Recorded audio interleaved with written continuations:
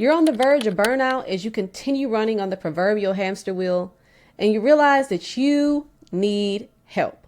Imagine this. You're overwhelmed, up to your neck with tasks and to-dos, and the list just keeps growing and growing and growing.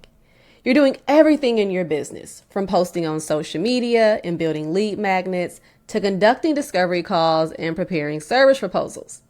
You find that you barely have time for leisure as you're working from the crack of dawn to the wee hours of the night. Yet despite all the work you're putting in your business, things are still stagnant. But there's just one question. Are you actually ready to hire?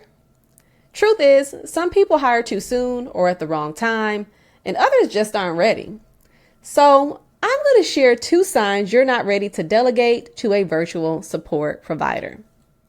Number 1, you're unclear on what their job role would be.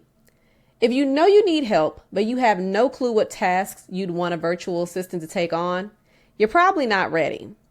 Anytime you plan on hiring someone, it's crucial that you can articulate what problem you want them to solve by doing so.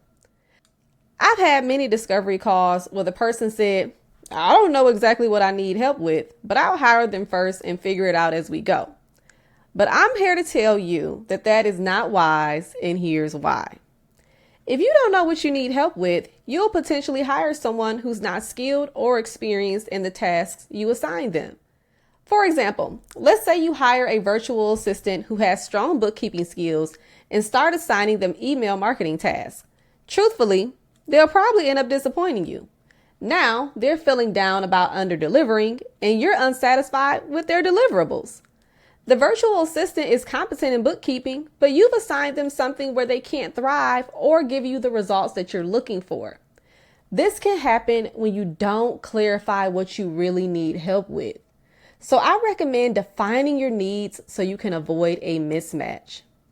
Number 2, your business has broken processes, or you don't have any defined processes at all.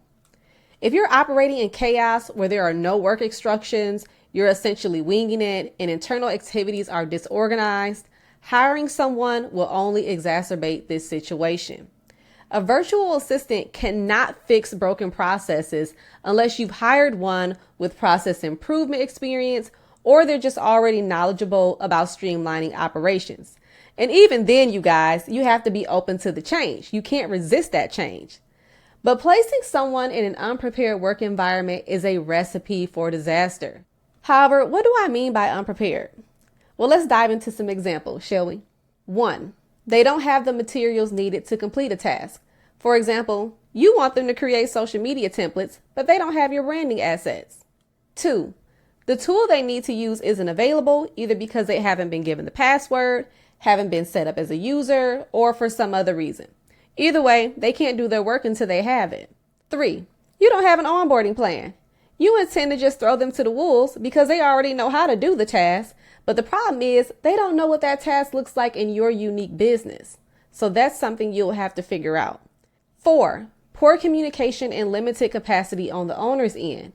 You tell them to contact you with any questions, but when they ask a question, you take several days to respond because you don't have the bandwidth.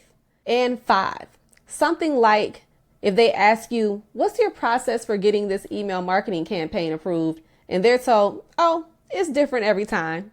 Those are all signs that your company processes aren't yet designed for effective outsourcing.